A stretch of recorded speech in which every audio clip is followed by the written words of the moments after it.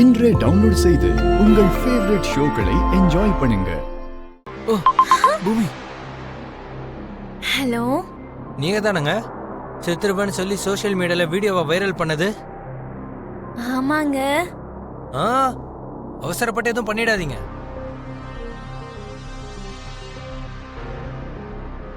நான் லைன்லயே இருக்கேன், உங்களுக்கு போட்டோஸ் அனுப்புறேன் பாருங்க.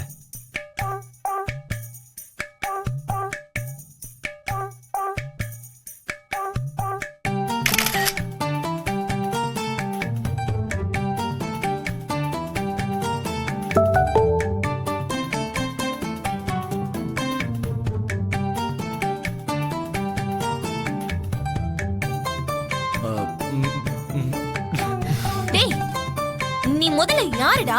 அது ஒண்ணும் இல்லைங்க, அவன மாதிரியே எனக்கும் ஹேர் ஸ்டைல் இருக்கு, ஃபேஸும் அவனை விட நல்லா இருக்கும். என்ன ட்ரை பண்ணலாம்ல? உன்னை ட்ரை பண்றதுக்கு நீ அவன மாதிரி அழகா இருப்பியா? கொஞ்சமாவது அறிவு இருக்கா உனக்கு?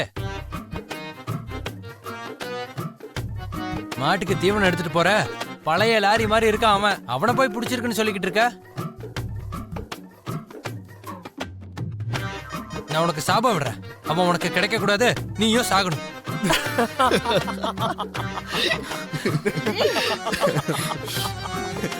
இன்னைக்கு கண்டவங்க கிட்ட எல்லாம் திட்டு வாங்குறேனா, அதுக்கு இந்த வளர்ந்த கிட்டவன் தான் காரணம். ஹலோ, அப்படின்னா இப்போ உங்களுக்கும் என்ன பார்த்து சிரிப்பு வருதுல்ல? எல்லாம் எனக்கு புரியுது.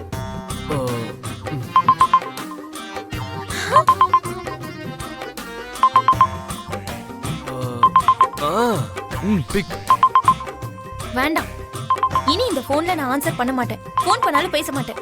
நீங்க எப்படியோ போய் தொலைங்க.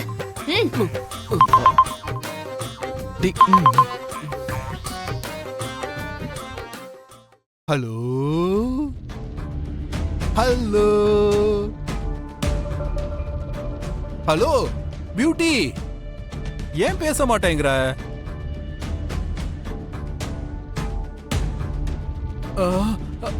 அவசரப்பட்டு அதுக்குள்ளேயும் செத்து போட்டியா என்ன? நீ காதலிச்சது என்னதான்? நான் சொல்றத கேளு இந்தோ, கொஞ்சம் சாப்பிடு. இங்க பாருங்க, நீங்க எந்திரிச்சு இந்த மாத்திரையை போட்டுக்கோங்க. எனக்கு எந்த மாத்திரையும் வேண்டாம், என்னை இப்படியே விட்டுருங்க. அப்படி சொன்னா எப்படிக்கா? மாத்திரை போட்டுக்கணும்ல, போட்டுக்கோக்கா. நான் தான் வேண்டான்னு சொல்றேன்ல. இந்த மாதிரி நிலைமையிலயும் இப்படி கோவப்பட்டா எப்படி? இப்போ மாத்திரையை முழுங்கி நான் உயிரோட இருந்து என்ன பண்ணணும்? பேஷண்ட் அதிகமா ஸ்ட்ரெஸ் ஆக கூடாதுங்க. இவங்க மாத்திரையே சாப்பிட மாட்டேங்கிறாங்க டாக்டர். உயிருக்கு எந்த ஆபத்தும் இல்லைன்னு சொன்னதுக்கு காரணம் கொடுக்கிற மெடிசின்ஸ கரெக்டா எடுத்துக்கணும். இப்படி டைம் டு டைம் மெடிசன் எடுத்துக்கலனா உங்களை காப்பாத்துறது கஷ்டமாயிடும். டேப்லெட்ஸ் எல்லாம் நான் அவளுக்கு கொடுத்துறேன் doctor. Take care of her.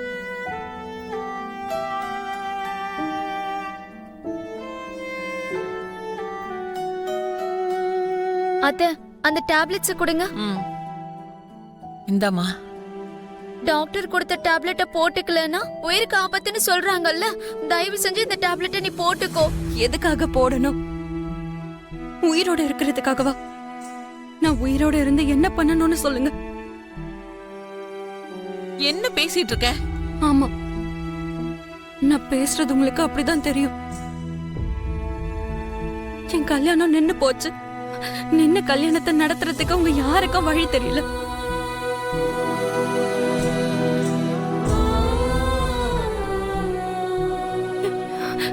எல்லாரும் சுத்தி நின்னு இப்படி அழுதா மட்டும் சரியா போயிடுமா? உனக்கு தான் கல்யாணம் பண்ணி வைக்கிறோம்னு சொல்றோம்ல.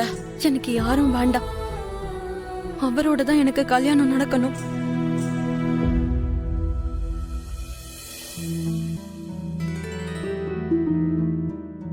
எவனோ ஒருத்தன் வந்து என் கூட ஊர் சுத்துன, எனக்கு அபார்ஷன் எல்லாம் ஆச்சுன்னு வாய்க்கு வந்ததை சொல்லிட்டு போயிட்டான்.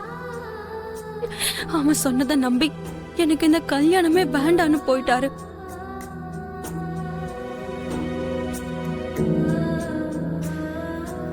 வேற யார் கூடயாவது கல்யாணம் நடந்தா அவரோட பார்வையில நான் யாரோ ஒருத்தனோட சுத்தினவளா தானே இருப்பேன்.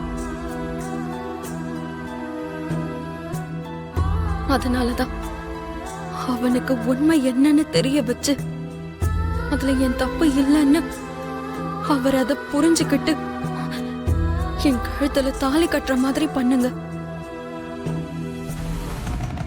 வணக்கம் சம்பந்தி. வணக்கம் அண்ணே. வணக்கம் அண்ணன். இப்படிப்பட்ட உறவெல்லாம் நமக்கு தேவையில்லை. முதல்ல கிளம்ப சொல்லு சௌந்தர்யா. சொல்றது கேக்குதுல்ல? வெக்கம் மானம் இருந்தா அவங்களே போகணும். தயவு செஞ்சு எங்க நிலைமையை கொஞ்சம் புரிஞ்சுக்கோங்க. அப்போ நம்மள யார் புரிஞ்சுக்கிறது சௌந்தர்யா? மானமே போயிடுச்சு. தெருவுல தலை நிமிர்ந்து நடக்க முடியல. நாங்க பொண்ணு பெத்தவங்க. உண்மையை சொல்லணும்னா நாங்களும் அவமானப்பட்டு தான் நிக்கிறோம். ஹலோ கிருஷ்ண பிரசாத் சார், எதுவா இருந்தாலும் இருக்கிறது தான் போகும். உங்களுக்கு பணம் இருக்கு, அது போச்சுன்னு சொல்லுங்க, நம்புறேன். இல்லாத மானம் போச்சுன்னு சொன்னா யாருங்க நம்புவாங்க? எவ்வளோ ஒரு பொறுக்கி சொன்ன வார்த்தையை உண்மை நினைச்சு பேசுறீங்க. வீரனா எங்களை பத்தி விசாரிச்சு பாருங்க. நாங்க எவ்வளவு மரியாதையா வாழ்றோம்னு அப்ப உங்களுக்கு புரிய வரும். ஆமா ஆமா, ஒண்ணுக்கு 2 கல்யாணம் 2 குடும்பம். உங்க பெருமையை பத்தி நீங்க தான் சொல்லிக்கணும். எந்த நிலைமையில அந்த விஷயம் நடந்துச்சுன்னு உங்களுக்கு தெரியாதுங்க. அதை தான் நாங்களும் சொல்றோம். உங்க பொண்ணுக்கு உங்க புத்தி தான் வந்திருக்கு போல. நாங்க பார்த்ததை நம்பிதான் இந்த கல்யாணம் வேண்டான்னு சொல்லிட்டு வந்துட்டோம். அது போக இன்னும் பார்க்காத விஷயங்கள் எவ்வளவு இருக்கோ என்னவோ. நாங்க பொண்ணு பெத்தவங்க. உண்மையை சொல்லணும்னா நாங்களும் அவமானப்பட்டு தான் நிக்கிறோம். ஹலோ கிருஷ்ண பிரசாத் சார், எதுவா இருந்தாலும் இருக்கிறது தான் போகும். உங்களுக்கு பணம் இருக்கு, அது போச்சுன்னு சொல்லுங்க, நம்புறேன். இல்லாத மானம் போச்சுன்னு சொன்னா யாருங்க நம்புவாங்க? எவ்வளோ ஒரு பொறுக்கி சொன்ன வார்த்தையை உண்மை நினைச்சு பேசுறீங்க. வீரனா எங்களை பத்தி விசாரிச்சு பாருங்க. நாங்க எவ்வளவு மரியாதையா வாழ்றோம்னு அப்ப உங்களுக்கு புரிய வரும். ஆமா ஆமா, ஒண்ணுக்கு 2 கல்யாணம் 2 குடும்பம். உங்க பெருமையை பத்தி நீங்க தான் சொல்லிக்கணும். எந்த நிலைமையில அந்த விஷயம் நடந்துச்சுன்னு உங்களுக்கு தெரியாதுங்க. அதை தான் நாங்களும் சொல்றோம். உங்க பொண்ணுக்கு உங்க புத்தி தான் வந்திருக்கு போல. நாங்க பார்த்ததை நம்பிதான் இந்த கல்யாணம் வேண்டான்னு சொல்லிட்டு வந்துட்டோம். அது போக இன்னும் பார்க்காத விஷயங்கள் எவ்வளவு இருக்கோ என்னவோ.